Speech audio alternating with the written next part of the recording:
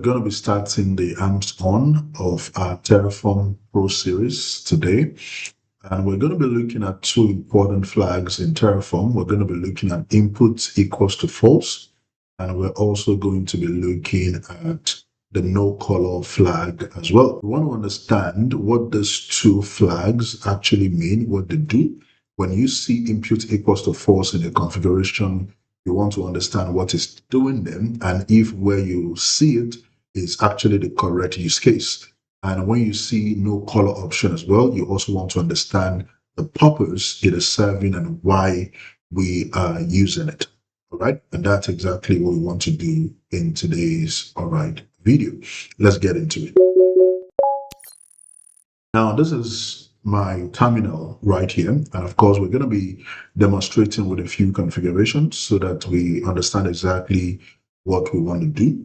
Okay. But before we get into the configuration, if you do not have Terraform installed, you can get it installed. So here, we're going to start with the input equals false. And we want to understand basically what that is actually. We want to understand, what it is. Not at a high level, but at a level where we can actually say, oh, okay, I get it now, all right? And that's what we want to do. Now, in Terraform, of course, sometimes you want to create resource, and sometimes as well, you also, you start with your provider block, and then you start with your resource block and all those kind of things, right? So for example, let's say I want to create a local file resource, all right? So let's say that the resource I want to create, it's a local file, all right? And the local file name, I'm going to call the local file name, let's call it TechOps, all right, labs, right? And of course, your local file will have content, okay? And the name of the content, it's going to be, so let's just call this, all right, Terra file. Just the name, okay? Now you give it a file name, okay? And the file name, let's use a variable, for example. Now in Terraform, when you define a variable, there are two things that you must bear in mind. Create a variable in Terraform. The first thing is that your variable must be declared. The second thing is that the variable must be assigned a value, right? So two things, declaration of variable and then value assignment to the variable. Now, this underline that we see here is basically because this variable has not been declared. So it's telling us, I can't find a variable, all right, by this name. So we have to declare the variable. Now, let's do that. So here we define our variable, all right, using this. So you can call this variable, the name of the variable is going to be file underscore name. And the moment you declare that variable, of course, you will see that the underline has disappeared. Now, where does the input, all right, false, comes into the picture here? Now, you can run Terraform, using the CLI, which of course, if you are doing some local testing, that is acceptable. And the advantage of the CLI basically is that, it's interactive. So even if there is, even if you do not assign a value to a variable, you can do that. All right. The system will prompt you, you put in the variable. Okay. But in an automated environment, if you're running Terraform in a CI/CD pipeline through the Terraform HCP platform, and automated environment basically where you commit, somebody reviews, somebody merges into the Git repository, and automatically the pipeline starts running, it does the plan, does their plan, everything. Now, at that point, if you have a variable that is not assigned a value, now, if you do not have the input equals to false in place, what that means is that your Terraform configuration is just going to wait endlessly, right? And that will just wait because it's going to be expecting users, all right, input, okay? And so the purpose of the input equals false flag is to say that if there is any variable that has been defined, all right, within the Terraform configuration, but does not have a value assigned to it, then do not bother asking for user input. Let the configuration fail immediately.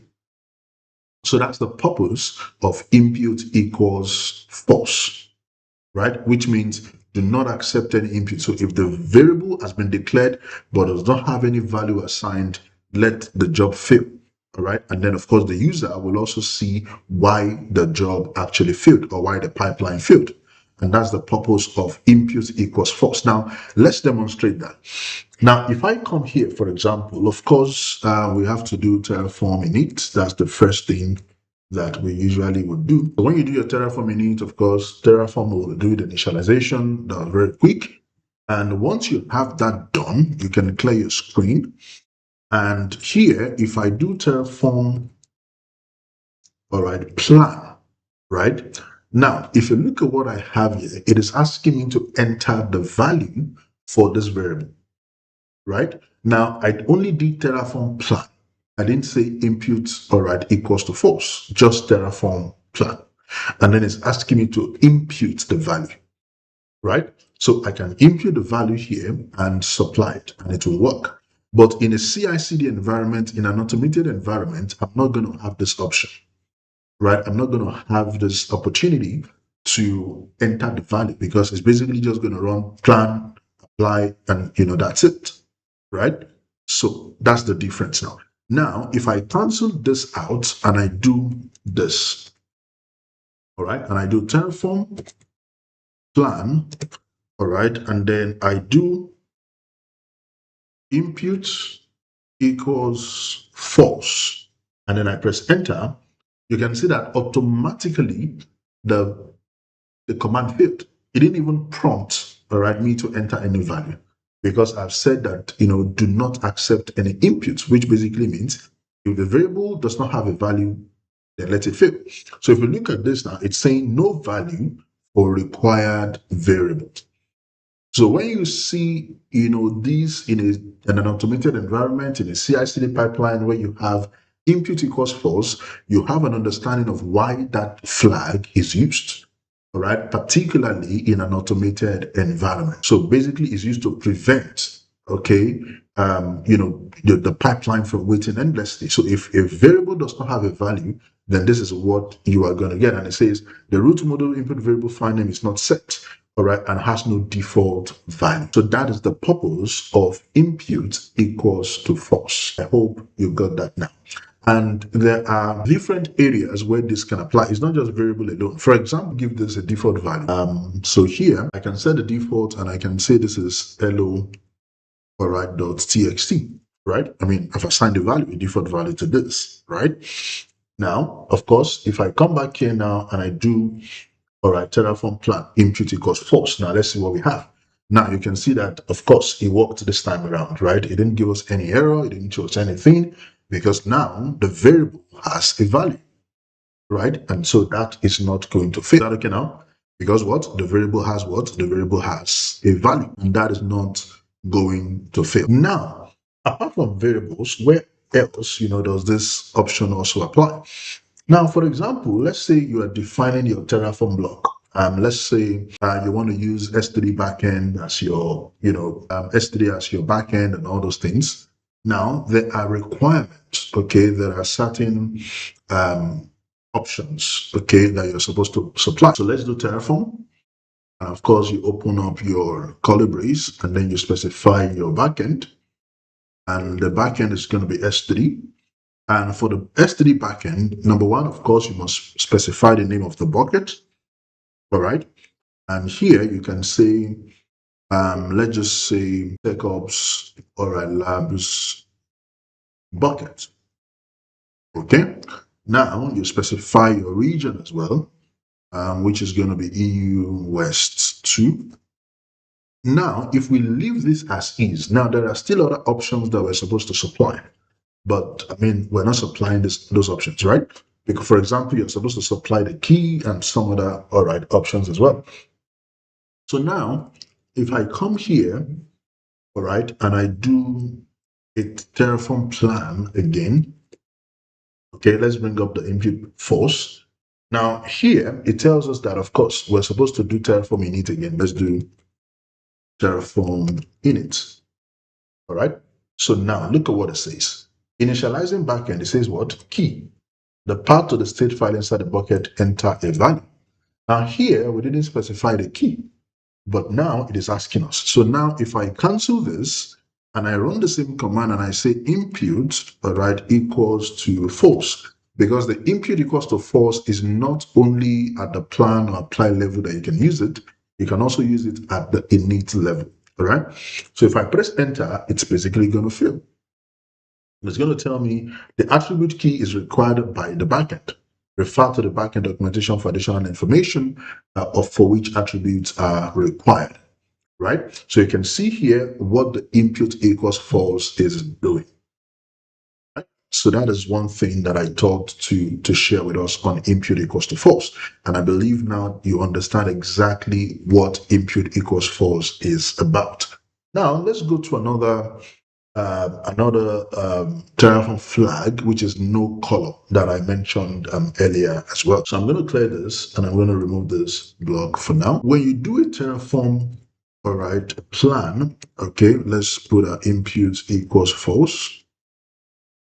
Now, when you do a Terraform plan, if you look at this plan, you have colors, right? You have the green color basically that represents create. You usually have the red representing something is being deleted. You have the yellow representing that, something is being changed. All right. Maybe an update in place. Okay. You have all of these colors, but there's a problem with this color. And that is what we want to look at, all right, today. There's actually a problem with it. Now, one of the problems that we have with this is that, for example, if I come here now, all right, and do, let's say we do a Terraform plan, all right. So if you do a Terraform plan, let's do a Terraform plan, and then let's say color, all right, dot plan. Now, this is going to save the plan into a file. Okay, we're going to look at it. Now, if you do that Terraform plan again, and then you say here, no color, right? And then you also save that into a file. So let's call that no color, all right, dot plan. Okay, so now we're going to have two files. Now we're going to look at the difference between the two files, and I'm going to give you an explanation of, what this is about. So if you click on the color plan, now look at what you have. All right. So color the plan, look at what you have. Now you see all of those green color, red, yellow color, and everything. It actually gives you something like this. Now the problem with this is if you want to pass your Terraform plan configuration, maybe with grep, with any tool that you can think about, JQ and all those kind of things, then this output here is not, passable, right? You can't pass it because it's not well it is not well put together.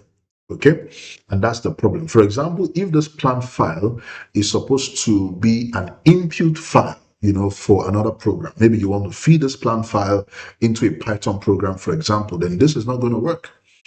All right, because of all of these, things that you have there. And so if you know that your Terraform plan, maybe for example, anytime your pipeline runs, the Terraform plan is actually, generated and sent maybe to a particular Slack channel, maybe to a Jira board or something that people will take a look at before, eventually giving an approval for apply. Then that is where the no color flag comes into the picture.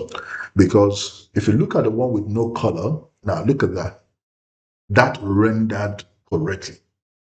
So this one is passable, right? It can be sent as an email, right? It can be sent to a Slack channel and people can read it and understand exactly what the Terraform code wants to do. So the no color is basically to say that, okay, this particular file, we have the intention of, still processing it for that. We have a Python script that would work on this plan file and, extract some information for us. We have some kind of, logic that we want to do on it and everything. And so that is where the no color actually comes into the picture, right? But of course, if you have systems that can accept the one with the color just as is and it's readable and it's okay, that's also fine. But again, the distinction is that if you have any further processing that you want to do in your plan file and output file and every other thing, then the no color becomes, all right, an important flag for you to use. So in this video, we've looked at two things. Impute equals false. The purpose of it, which is if a variable is not assigned a value, then don't bother asking, all right, that the user should supply the value, particularly in an automated environment, all right? So once that impute equals false is there, then just fill it off. Whether it's a CLI, whether it's an automated environment, no questions asked, just fill. Now, the no color on the other hand is basically to say, the purpose of the no color is this, is that if we have further processing that we want to do, for example, I think there was a time I did a video on Terraform Drift. It's on the YouTube channel, using GitHub Actions and Amazon SCS. All right. So the no color, option was actually used because we had a Python script that would take the plan file and send it, right, as an email to maybe the team leader, to someone to review before the pipeline is approved, all right, to be deployed. Okay, so impute equals false. When a variable does not have a value, fill. No color flag, all right. Very important if you have third-party tools, all right, that you want to use to work on your plan file. So that is what I want to share with us, all right, today.